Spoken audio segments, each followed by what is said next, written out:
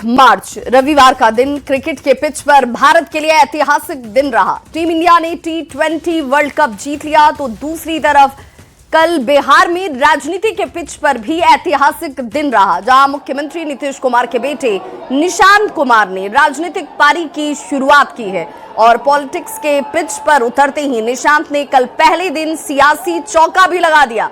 सबसे पहले जेडीयू के दफ्तर में भारी जोश और उत्साह के बीच पार्टी की सदस्यता ली और उसके बाद पिताजी नीतीश कुमार से जाकर मुलाकात कर उनसे आशीर्वाद लिया, उनके मार्गदर्शन में काम करने का संकल्प लिया और पहले ही दिन निशांत ने सियासत और समाज को एक बड़ा संदेश देने की भी कोशिश की। उन्होंने पटना के महावीर मंदिर में जाकर माथा टेका, पूजा अर्चना की, तो वहीं दूसरी तरफ हाई कोर्ट स्थित मजार पर जाकर चादर पोशी की। राजनीति में सबको साथ लेकर चलने का एक बड़ा संदेश निशांत की तरफ से दिया गया। का जो विश्वास आप पार्टी ने और जनता ने जो मुझ पर विश्वास किया है, मैं उस पर खरा उतरने की कोशिश करूंगा। हम सब मेरे पिताजी श्री नीतीश कुमार के मार्गदर्शन में काम करेंगे। हम सब जदयू एक परिवार की तरह से रहे, हम जनता का विश्वास हासिल करें, हम सब पार्टी, हम सब जो पिताजी ने किया उसको जारी रखें और जनता का प्रेम और आशीर्वाद पाएं। अल्लाह हो, वाहेगुरु, सब तो एक ही है जी। आशीर्वाद लेने मेरे पिताजी भी सब धर्म को साथ लेकर चलते थे। मेरी भी कोशिश रहेगी कि मैं पिताजी के तरह से सब धर्म के लोगों को साथ लेकर चलूं जी। सब धर्म के लोगों को साथ लेकर चलेगा बिहार में जी। मैं पार्टी जिलाध्यक्ष से अभी मिलूंगा। बिहार का मैं हर जिले का दौरा करूंगा, पार्टी की तरफ से समझूंगा कि हम पार्टी का विकास कैसे करें, हम संगठन का को मजबूत कैसे करें। तो निशांत कुमार के जेडीयू में शामिल होने के बाद से पार्टी कार्यकर्ताओं में गजब का उत्साह नजर आ रहा है। पटना में जेडीयू दफ्तर के बाहर मुख्यमंत्री नीतीश कुमार के बेटे निशांत कुमार के पार्टी में सदस्यता ग्रहण करने के बाद और सदस्य बनने पर पोस्टर लगाकर उन्हें बधाई दी गई। कल उन्होंने जेडीयू की सदस्यता ग्रहण की और पोस्टरों में उन्हें जेडीयू में आने के लिए धन्यवाद दिया गया, साथ ही आगे के सफर के लिए शुभकामनाएं भी दी गई।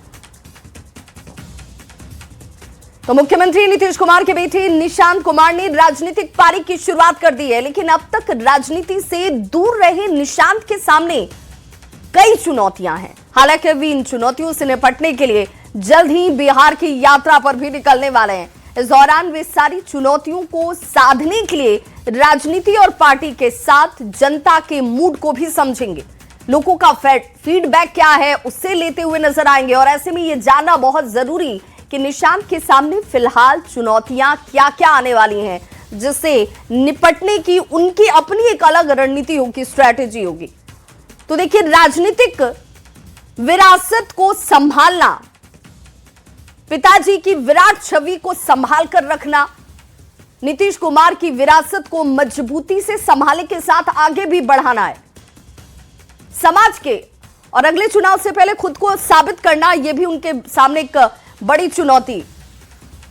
पार्टी में सर्वमान्य नेता की छाप छोड़ना, इसके अलावा संगठन में सभी वर्गों को एक साथ लेकर साथ कर उनको चलना, हर वर्ग को साथ लेकर चलना है और अगले चुनाव से पहले खुद को साबित करना भी। वहीं जेडीयू के भीतर और बाहर तालमेल, पार्टी में सर्वमान्य नेता की छाप को बनाए रखना, छोड़ना, अपने नाम के साथ सभी वर्गों को एक साथ लेकर चलने की उनकी तरफ से जो कोशिश होगी, उनके बयानों से भी सामने नजर आती हुई दिखी भी कि उन्होंने कहा कि सभी को साथ लेकर चलेंगे। पार्टी के कैडर को सक्रिय कर आगे बढ़ाना, गठबंधन के सहयोगियों को साधना, हर राजनीतिक उतार चढ़ाव को संभालना और नीतीश के बाद पार्टी को टूट से बचाना, जिसकी सबसे ज्यादा शंका जाहिर की जा रही थी। परिवारवाद के आरोपों का सामना भी उन्हें करना होगा। परिवारवाद के आरोपों का मजबूती से वो मुकाबला कैसे करते हैं, इस पर भी सबकी निगाहें हैं। अब देखिए, मुख्यमंत्री नीतीश कुमार कल से समृद्धि यात्रा पर निकलने जा रहे हैं। वहीं जेडीयू में शामिल निशांत कुमार भी जल्द ही बिहार की यात्रा पर निकलने वाले हैं। निशांत कुमार को लेकर विजय चौधरी ने कहा कि निशांत कुमार पार्टी में सर्वमान्य नेता के तौर पर शामिल हुए और ऐसे में बिहार को समझने के लिए उन्हें बिहार के लोगों तक पहुंचना होगा और इसीलिए ये यात्रा होने वाली है। वहीं निशांत के डिप्टी सीएम बनने के सवाल पर विजय चौधरी ने जरूर कहा कि ये सारे फैसले तो नीतीश कुमार को लेने हैं और सरकार भी उन्हीं के नेतृत्व में चलेगी। निशांत भी यात्रा पर निकलने वाले हैं बिहार की। तो निकलेंगे ही, स्वाभाविक है। अब पार्टी में एक तरह से उनकी सर्व स्वीकार्यता है, सब लोग उनको मानते हैं और सब लोगों की इच्छा और अनुरोध के बाद ही उन्होंने सक्रिय राजनीति में प्रवेश किया है। तो यह भी स्वाभाविक है कि वो हर जिले के कार्यकर्ताओं से मिलेंगे, पार्टी के पदाधिकारियों से मिलेंगे, विधायकों से मिलेंगे। तो ये तो अब चरणबद्ध तरीके से होगा ही।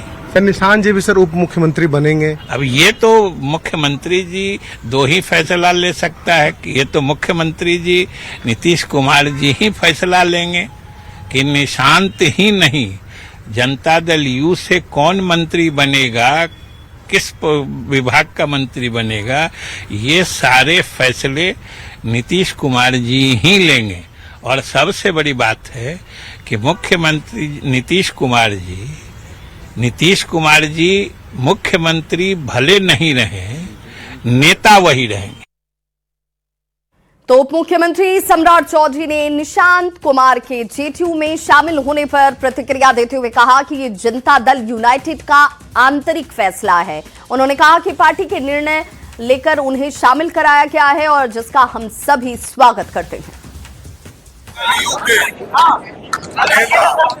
एकदम हम लोग स्वागत करते हैं और जनता दल यूनाइटेड का अपना फैसला है और उन लोगों ने फैसला करके निशांत जी को ज्वाइन कराया है, हम लोग स्वागत करते हैं। तो बिहार में नई सरकार के गठन पर स्वास्थ्य मंत्री मंगल पांडे ने एक बड़ा बयान दिया। मंगल पांडे ने कहा कि सरकार गठन की सारी प्रक्रियाएं मुख्यमंत्री नीतीश कुमार के नेतृत्व में ही होंगी और उन्हीं के मार्गदर्शन में सरकार भी चलती रहेगी। ये सीधे तौर पर नई सरकार के गठन को लेकर जो सवाल उठ रहे थे उस पर जवाब देते हुए नजर आए। हम सब लोग माननीय मुख्यमंत्री जी के नेतृत्व में सदैव काम करते रहे हैं। आगे भी माननीय मुख्यमंत्री श्री नीतीश कुमार जी का मार्गदर्शन और नेतृत्व हम सब लोगों को मिलता रहेगा और उनके नेतृत्व में ही बिहार आगे बढ़ेगा। तो चीजें कब तक स्पष्ट हो जाएंगे, क्या लगता है? मैंने कहा ना कि हम सब लोग पिछले 2 दशक से नीतीश कुमार जी के नेतृत्व में काम करते रहे हैं। उनके नेतृत्व में बिहार का विकास हुआ है, बिहार आगे बढ़ा है और आगे भी जो कुछ होगा वो माननीय मुख्यमंत्री जी सब चीजों को आगे लेके बढ़ेंगे और उनके नेतृत्व में बिहार आगे बढ़ेगा।